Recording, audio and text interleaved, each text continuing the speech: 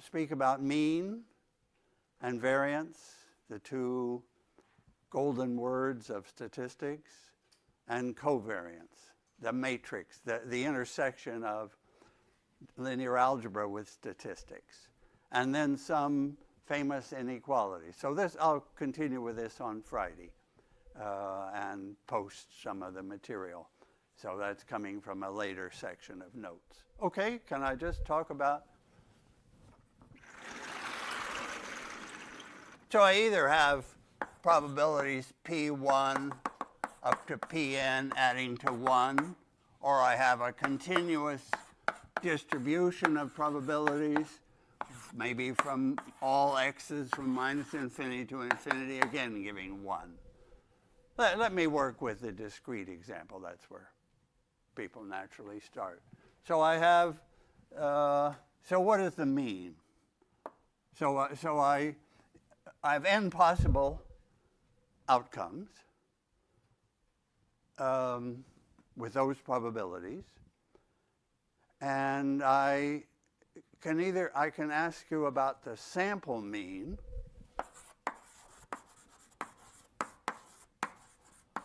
or I can ask you about the expected mean. Okay. So the sample means we've done an experiment. We've got some output. The expected mean means we know probabilities, but we haven't used them yet. So this uses actual output, and the sample mean is simply, shall I just say, M for mean? Well, these two are importantly different. One is something where you've done the experiment, and this is before you do the experiment. And the letters get maybe mu. I'll change to mu. I don't want to use S because S gets used with variance. Okay, so it's just the average output from the sample. So, like I flipped a coin 1,000,000 times, and the output was 0 or 1. So I got 1,000,000 ones and zeros, and I take the average, and I'm expecting a number like 500,000, because I'm thinking of a fair coin. So that, and the law of large numbers would say that this sample mean does approach 1/2 with probability 1 as the number of samples gets larger. So sample mean is straightforward. The expected mean means these are actual sample outputs.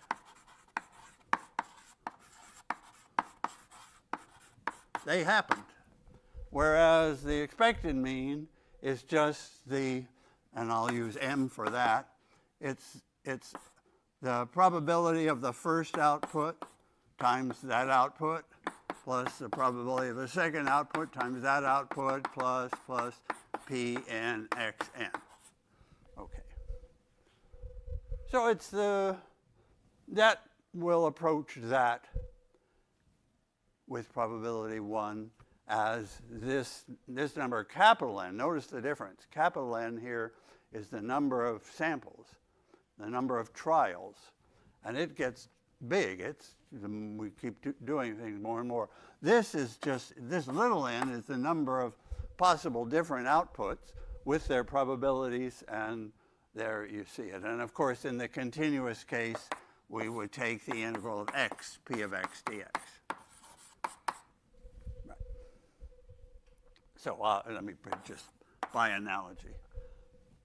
You should know what the continuous version is and what the discrete version is. Okay, that's the mean. Okay, now for variance. Sample variance and, shall I say, expected variance? I don't know, just variance is what people would usually say. I don't know if I remember the right word there, sample variance. What is that?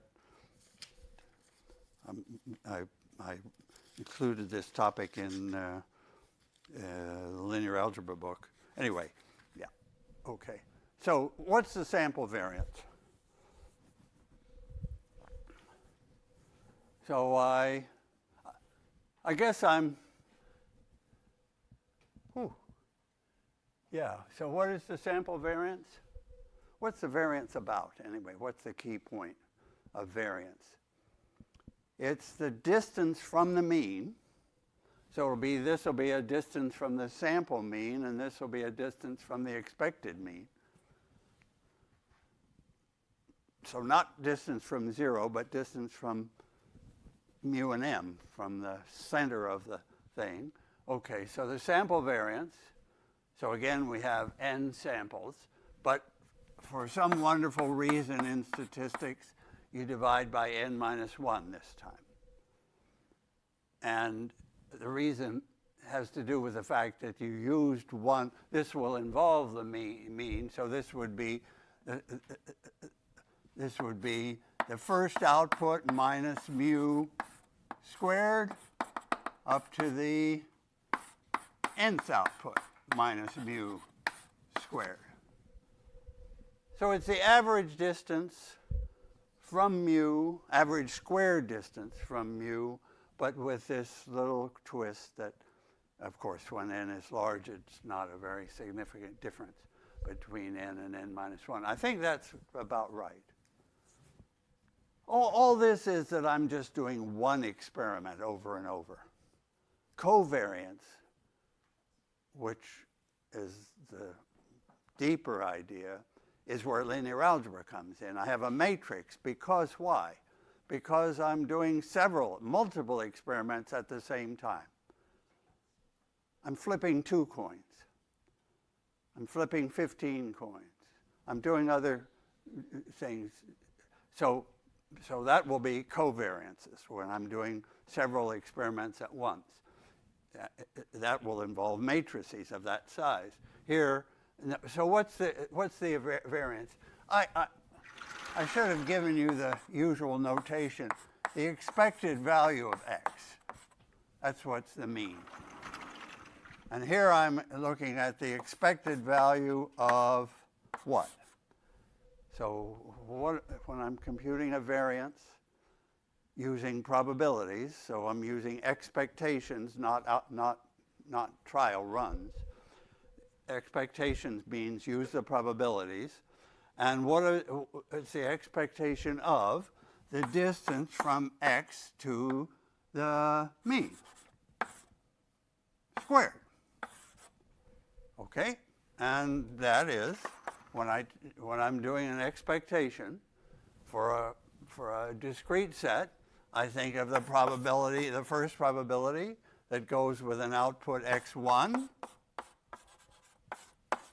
and a second probability that goes with an output x2, and each time I subtract from the mean and square. Okay, so that's the variance that everybody calls sigma squared. Okay. Now, 2 minutes left is enough to say a few more words about covariance. Oh, to get to covariance, I really have to speak about joint probabilities. That's the key idea, joint probabilities. So I'm doing 2 experiments at once. So each one has its own probabilities.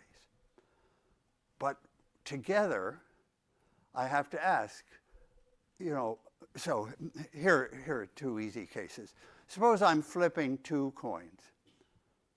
So that I might get heads, heads, I might get heads, tails, tails, heads, or tails, tails. 4 possibilities, 4 possible outputs there, 4 possible pairs. Okay. And if you're flipping one coin and I'm flipping another one, those are independent results. Those are independent results. There won't be a covariance where by knowing what my flip was, I would know more about your flip. But now the other possibility would be to glue the coins together. Now, if I do a flip, they always come up heads and heads or tails and tails.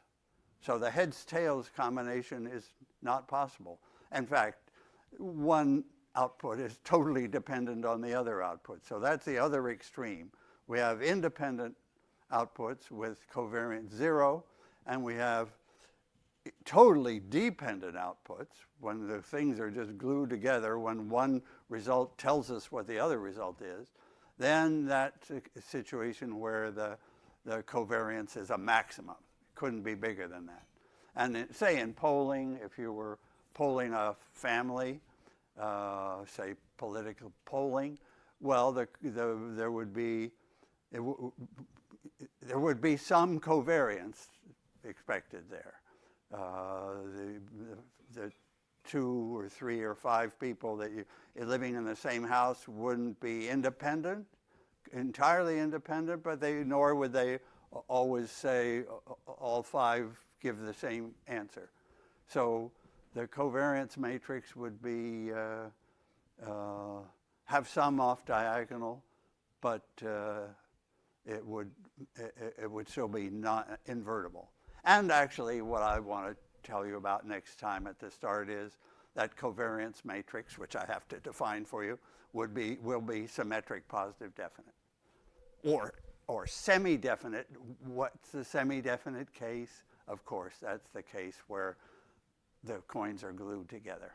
Yeah, yeah. Okay, thanks. So you know what's coming Friday. I know that holiday is also coming Friday, and just you'll make a good plan, and I'll